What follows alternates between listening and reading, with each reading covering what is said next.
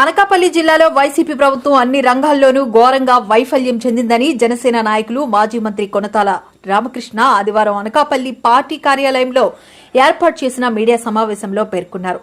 ఈ సందర్భంగా ఆయన మాట్లాడుతూ రాష్ట్ర ప్రభుత్వం ప్రవేశపెట్టిన బడ్జెట్ కేవలం వాపును చూపించి బలిపనేలా ఉందనేది మరోసారి తేటతెల్లమైందన్నారు. ఈ ప్రభుత్వం ఏర్పడ్డాక సుమారుగా 8 లక్షల కోట్లు అప్పులు చేసిందన్నారు. ఇలా అప్పులు చేసినప్పటికీ రాష్ట్రంలో ఎక్కడా అభివృద్ది నోచుకోలేదని దుయ్యబట్టారు. రాష్ట్రంపై వచ్చే ఆదాయం 25% వడ్డీలకే సరిపోతుందని ఎద్దేవా చేశారు.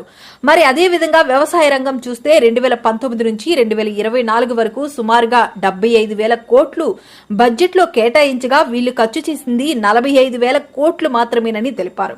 హౌసింగ్ కార్పొరేషన్ కి సంబంధించి కేంద్రం ఇచ్చిన నిధులతో సొమ్మొకటిది సోకొకటిదన్న చందంగా వైసీపీ ప్రభుత్వం వ్యవహరిస్తుందని విమర్శించారు. 25 లక్షలు ఇల్లు ఇచ్చామంటూ గొప్పలు చెప్పుకుంటున్న వైసీపీ ప్రభుత్వం ఇప్పటి వరకు 7 లక్షల ఇల్లు మాత్రమే కట్టి ఇవ్వడం జరిగిందని వెల్లడించారు. విద్యారంగంలో పూర్తిగా వైఫల్యం చెందిన వైసీపీ ప్రభుత్వం విప్లవాత్మకమైన మార్పు తీసుకువచ్చామని గొప్పలు చెప్పుకోవడం హాస్యాస్పదమన్నారు. నిరూపించడానికి ప్రయత్నం చేసేటువంటి ఒక బడ్జెట్గా కనిపిస్తుంది. ఆదాయాలు అయితే ఎక్కువ చూపిస్తున్నారు తప్పితే వాస్తవాలకి ఆ ఆదాయాలు వాస్తవ పరిస్థితికి వస్తే ప్రతి ఏడాది సుమారు 50 కోట్లు 60 కోట్లు లోటుతోనే పూర్తవుతుంది బడ్జెట్. అదేవిధంగా ఈ ఏడాది కూడా అదే పరిస్థితి ఉంటుంది. ఆర్థిక లోటు 2019 సంవత్సరం 14,000 ఉంటే 22-23 క్యాగ్ రిపోర్టు ప్రకారం అయితే ఆ లోటు సుమారు 50,000 కోట్లు దాటి ఉంటుందనిసే వాళ్ళు చెప్పడం జరిగింది. యథావిధంగా రుణాలు మన రాష్ట్ర విభజన టైంకి రుణాలు 2014 రాష్ట్ర విభజనతో 1,14,000 కోట్ల రూపాయలు ఉంటే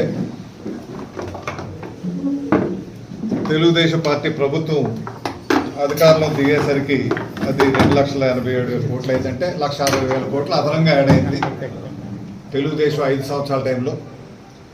అదే ఇప్పుడు చూస్తే కాగ్ రిపోర్ట్ 2023 చూస్తే 6,23,000 కోట్ల రూపాయలు రుణాలు ఉన్నాయి. దాంతోపాటు కార్పొరేషన్ ద్వారా తీసుకున్న రుణాలు ఒక 2 లక్షలు, కాంట్రాక్టులకు చెల్లించాల్సినటువంటి రుణాలు చెల్లించాల్సినటువంటి బకాయిలు అదొక 2 లక్షలు. మళ్ళీ ఈ ఏడాది 23-24 అదనంగా తీసుకున్న రుణాలు చూస్తే 1 లక్ష కలిస్తే 11,23,000 కోట్ల రూపాయలు ఇప్పుడు ఉంది. అంటే ఈ ప్రభుత్వం వచ్చాక 2019 వరకు ఉన్న రుణాలు తీసివేస్తే 8,37,36,000 కోట్ల రూపాయలు రుణాలు చేసిన పరిస్థితి కనిపిస్తుంది. 1,000 కోట్ల రూపాయలు అసలు వడ్డీ కింద ఈ 5 సంవత్సరాలు చెల్లించడం జరిగింది బడ్జెట్ నుంచి. ఇది చిన్న విషయం కాదు. ఈ ఏడాది బడ్జెట్ చూస్తే 24-25 మనం ప్రవేశపెట్టినటువంటి బడ్జెట్ చూస్తే అసలు 25,000 కోట్ల రూపాయలు, వడ్డీ 28,000 కోట్ల రూపాయలు వెరసి 53,000 కోట్ల రూపాయలు రుణాలు చెల్లింపు జరుగుతుంది. అంటే మన ఆదాయం 2,06,000 కోట్ల రూపాయలు అయితే అందులో 25% రుణాలకే వడ్డీలకే సరిపోతూ ఉంది. 53,000 కోట్ల రూపాయలు అంటే సామాన్యం కాదు. 25% మనకు వడ్డీలకే వెళ్ళిపోతూ ఉంది. ఈ సంవత్సరం అదనంగా బడ్జెట్ ఎస్టిమేట్ ప్రకారం ఇంకొక 81 లక్షల రూపాయలు అదనంగా వడ్డీలు చేయాలనేటువంటిది ప్రతిపాదన పెట్టడం జరిగింది ఈ బడ్జెట్లో. కొన్ని ఇంత చేశాక ఏమైనా అభివృద్ధి జరుగుతూ ఉందంటే వ్యవసాయానికి చూస్తే గత 5 సంవత్సరాల్లో 2019-2024కి నేను ముఖ్యమైన సెక్టార్స్ తీసుకుంటాం 3-4. అందులో వ్యవసాయం మొదటిది. వ్యవసాయంలో 75,486 కోట్ల రూపాయలు 19 నుంచి 24 వరకు బడ్జెట్లో పెడితే ఈ 5 సంవత్సరాల్లో వాళ్ళు ఖర్చు పెట్టింది కేవలం 49,633 కోట్ల రూపాయలు మాత్రమే. అంటే బడ్జెట్లో ఎంత ఇచ్చారో అందులో 60% మాత్రమే వాళ్ళు ఖర్చు పెట్టే కార్యక్రమం జరిగింది. నిన్ననే తెలంగాణ బడ్జెట్ చూసాం. 24-25 బట్టి విక్రమార్క గారు ఫైనాన్స్ మినిస్టర్ గారు ప్రవేశపెట్టిన దాంట్లో ఒక వ్యవసాయానికి ఈ ఒక్క సంవత్సరంలోనే వాళ్ళు 19,746 కోట్ల రూపాయలు పెట్టారు. అంటే మనం 5 సంవత్సరాలు ఖర్చు పెట్టింది సుమారు 49 అంటే 50,000 కోట్లు అనుకోండి. వాళ్ళు 1 సంవత్సరంలోనే సుమారు 20,000 కోట్ల రూపాయలు ఖర్చు పెట్టారు, చూపించారు. అదేవిధంగా హౌసింగ్ వర్క్ వస్తే 2019-24కి అంటే ఈ 5 సంవత్సరాల్లో 8,000 కోట్ల రూపాయలు మాత్రమే పెట్టారు. తెలంగాణ ఈ 1 సంవత్సరంలోనే 7,700 కోట్ల రూపాయలు పెట్టారు. హౌసింగ్ కార్పొరేషన్ ద్వారా 2019-2024 వరకు అంటే 24 అంటే ఇంకా 24 పూర్తి కాలేదు, అంటే జనవరి వరకు సుమారు 21,412 కోట్ల రూపాయలు ఖర్చు పెట్టారు. ఇందులో కేంద్రం ఇచ్చిందే 17,412 కోట్ల రూపాయలు కేంద్ర ప్రభుత్వం. అందులో రాష్ట్ర ప్రభుత్వం వాటా కేవలం 4,000 కోట్ల రూపాయలు మాత్రమే. అంటే ఎంతో గొప్పగా చెప్తున్నటువంటి హౌసింగ్ 25 లక్షలు 22 లక్షలు కడతామని చెప్తున్నారు బడ్జెట్లో. కానీ బడ్జెట్లో వాళ్ళు ఖర్చు పెట్టింది 8,000 కోట్ల రూపాయలే. కేవలం 30,000 కోట్ల రూపాయలు అవసరం, కానీ ఖర్చు పెట్టింది చాలా తక్కువ. రాష్ట్ర ప్రభుత్వమే ఖర్చు పెట్టిందని చెప్తున్నారు, కానీ ఇందులో అధిక శాతం కేంద్రం నుంచే వచ్చింది. ఇది కేంద్ర ప్రభుత్వం నుంచి 17,000 కోట్ల రూపాయలు వచ్చింది, వీళ్ళు కేవలం 4,000 కోట్లు పెట్టారు.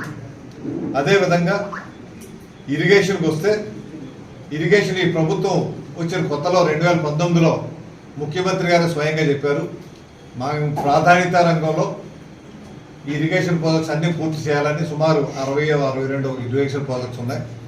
అందులో సుమారు 10-15 ప్రాధాన్యత క్రమంలో తీసుకొని చేస్తాం. వాటికి 1,64,000 కోట్ల రూపాయలు అవసరం అవుతుందని చెప్పారు. కానీ దాన్ని వాళ్ళే రివైజ్ చేసుకొని మళ్ళీ 1,31,000 కోట్ల రూపాయలు 5 సంవత్సరాలు ఖర్చు పెడతామని స్వయంగా ముఖ్యమంత్రి గారే ఈ ప్రభుత్వం ఏర్పడిన కొత్తలో చెప్పారు. వాస్తవ పరిస్థితులు చూస్తే ఈ 5 సంవత్సరాల్లో 19 నుంచి 24 వరకు బడ్జెట్లో చూపించింది 61,578 కోట్ల రూపాయలు, కానీ ఖర్చు పెట్టింది 37,288 కోట్ల రూపాయలు. అంటే ఇంచుమించుగా 55% మాత్రమే బడ్జెట్లో ఇచ్చింది ఖర్చు పెట్టారు. ఎందుకంటే మీకు అదే తెలంగాణ ఈ ఏడాది బడ్జెట్ చూస్తే ఇరిగేషన్కి 28,024 కోట్ల రూపాయలు ఈ ఒక్క ఏడాదే పెట్టారు. అంటే ఎంత వ్యత్యాసం చూడండి. మనకంటే వాళ్ళ బడ్జెట్ 2,76,000 కోట్లే, మన బడ్జెట్ 2,86,000 కోట్లు. కానీ అన్ని కేటాయింపుల్లో మన రాష్ట్రం కంటే తెలంగాణ ఎక్కువ కేటాయింపులు ఉన్నాయి ముఖ్యమైనటువంటి శాఖల్లో. మీకు కొన్ని ఇరిగేషన్ సంబంధించి ఉత్తరాంధ్ర సుజల స్రవంతి ఏ కార్యక్రమం జరగలేదు. గత ప్రభుత్వం వాళ్ళు బకాయిలు ఉన్నటువంటి 6,500 కోట్ల రూపాయలు ఏదైతే ఉందో ఇవ్వాల్సింది అది కూడా రిలీజ్ చేయలేదు. 2,000 కోట్ల రూపాయలతో గతంలో 2019లో ఫస్ట్ ఫేజ్కి ఉత్తరాంధ్ర సుజల స్రవంతి కేటాయిస్తున్నట్టు జియో వచ్చింది, కానీ అది కూడా ఏమాత్రం కూడా అమలు చేసేటువంటి కార్యక్రమం జరగలేదు. అదేవిధంగా ఉత్తరాంధ్ర సంబంధించి వంశధారి కానీ, తోటపల్లి రిజర్వాయర్ కానీ, జంజావతి కానీ, రామ్ తీర్థ్ సాగర్ కానీ, వెంగళరాయ్ సాగర్ కానీ ఇటువంటివి ఏవి కూడా ఏ కార్యక్రమాలు కూడా జరిగినటువంటి పరిస్థితి లేవు. ఒక పక్క పులిచేతలు కానీ, వెలుగోడు కానీ మొన్న ఏదో నామకావస్థగా చేశారు, కానీ అది కూడా పూర్తి స్థాయిలో ఆ లిఫ్ట్ కార్యక్రమం జరగలేదు.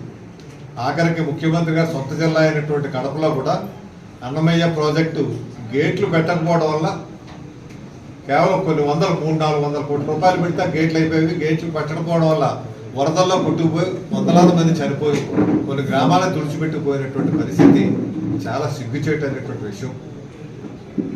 ఇటువంటి కార్యక్రమాలు జరుగుతూ ఉన్నాయి. సాగునీటికి ఎంతో ప్రాధాన్యత రంగంగా తీసుకున్నటువంటిది.